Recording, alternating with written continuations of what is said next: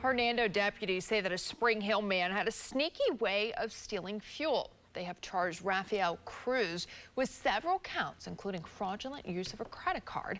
They say that he would use the setup that you see here to switch from the car's regular fuel tank to a nearly 70-gallon tank in the trunk. Then he would use counterfeit credit cards with stolen account numbers to fill up.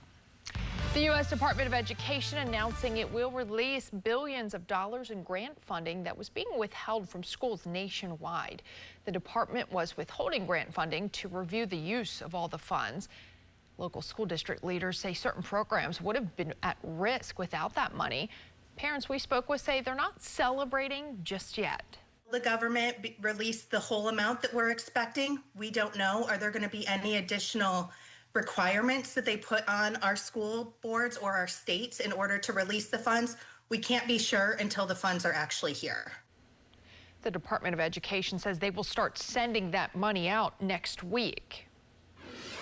Meanwhile, FEMA is set to send out more than $600 million to help states build immigrant detention centers across the country. The Detention Support Grant Program is part of a partnership with Customs and Border Protection. It would help to cover costs related to building temporary facilities. And Governor DeSantis says he plans to apply for that grant. $245 million in taxpayer money so far is being used to fund Alligator Alcatraz right now. And as News Channel 8's Ty Russell reports, deportation flights are now underway. In a news conference today, an ICE official said there have been 2 or 3 flights this week deporting more than 100 migrants. And now the governor expects the Justice Department to help speed up that removal process. I'm pleased to report that those flights out of Alligator Alcatraz by DHS have begun. Governor DeSantis made this announcement alongside a runway feet away from Migrant Detention Center Alligator Alcatraz. We look forward to this cadence increasing. But the governor says he's waiting on the Justice Department to approve on-site immigration judges to help make that happen. We have not yet had any approval for anybody to be able to come down here and do that, but we do anticipate that happening. The facility near the Everglades can hold up to 2,000 detainees. State officials confirmed today they're now working to increase that to 4,000. Florida Division of Emergency Management Director Kevin Guthrie didn't address flooding, but says the facility can withstand winds from Category 1 and 2 storms. As for 3 and up, when we have that situation, we will have to do an evacuation. Yes, we're constantly looking at what we can do based on need when we get to a certain level where we're going to go. There's also a class action lawsuit claiming detainees are unable to access an attorney and due process. We should have our first set of on-site legal representation no later than Monday. We're scheduled to go with that almost 24/7 if we need to. Guthrie also admits there were technology issues for virtual meetings at the facility with nearly 300 security cameras, more than 400 workers, and 200 National Guardsmen. After Democrats called the facility inhumane today, Guthrie responded by saying there's hot meal service 3 times a day. There's a 24/7 clinic and pharmacy, along with indoor and outdoor recreation. I'm Ty Russell, 8 on your side. Today, we are expecting to learn about changes to education, healthcare, and our economy. The Trump administration is set to make an announcement later today at the National Governors Association annual summer meeting.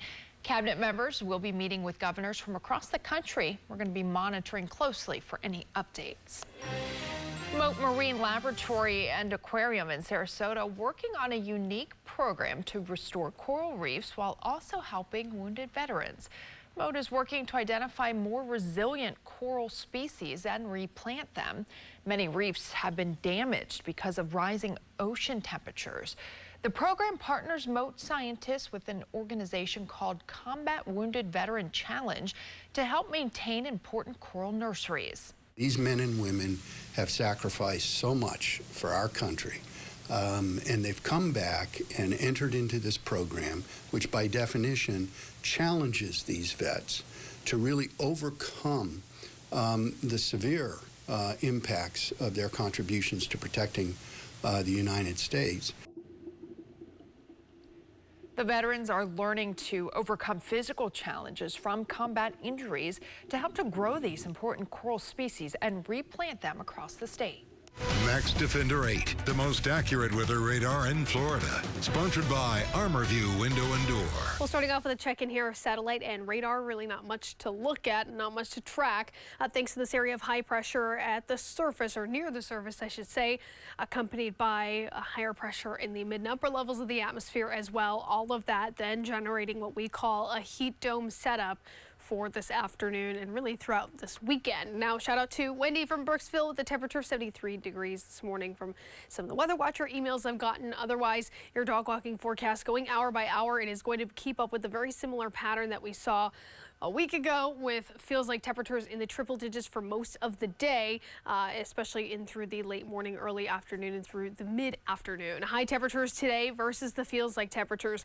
Quite the range here, but even along the immediate coastline, topping out at least in the low, if not potentially even mid-90s. Upper 90s, though, on tap for Tampa at 96 degrees, 95 for Wachula, and more of the upper 90s here into areas like Hernando County and Polk County, upwards of 105 to even 110 degrees for a feels like temp, if not maybe a touch warmer for areas like downtown Tampa, even Sarasota. Your beach forecast, though, I do think today is almost a perfect beach day, arguably because of the heat. You want to get to the coast to beat the heat. UV index, though, you want to make sure that you're constantly reapplying your SPF. It is going to be very hot. Water temperatures are also like bath water, so you're not going to get much relief from spending time in the water. You have to make sure you're drinking ice cold water and staying hydrated. That's why I do dock this from a perfect 10 out of 10 to out of 9, because I do think it's going to be mostly dry, mostly sunny, but it is just going to be arguably dangerously hot. So future radar, just to show you the spot shower I do think is possible through the afternoon and as well into the evening hours. Very, very limited, though, and likely very quick, short-lived, and you can see that through about 6, 7, 8 o'clock, maybe a lingering spot shower around sunset, but otherwise things looking especially dry later tonight.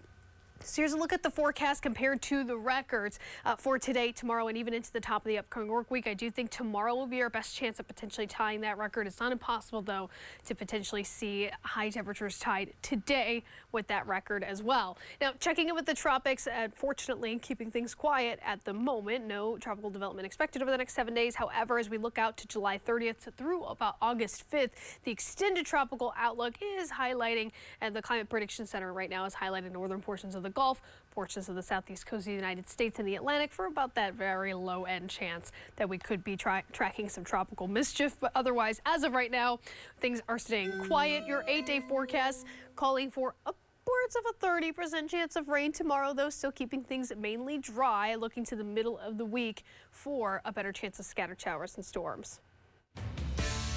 Thank you, Juliana. As the first week of Bucks training camp wraps up, we're showing you the players shining on the field. Time right now, 6:22 on this Saturday morning. A gorgeous shot. Look at downtown Tampa lit up. Stay with us. You're watching News Channel 8 today.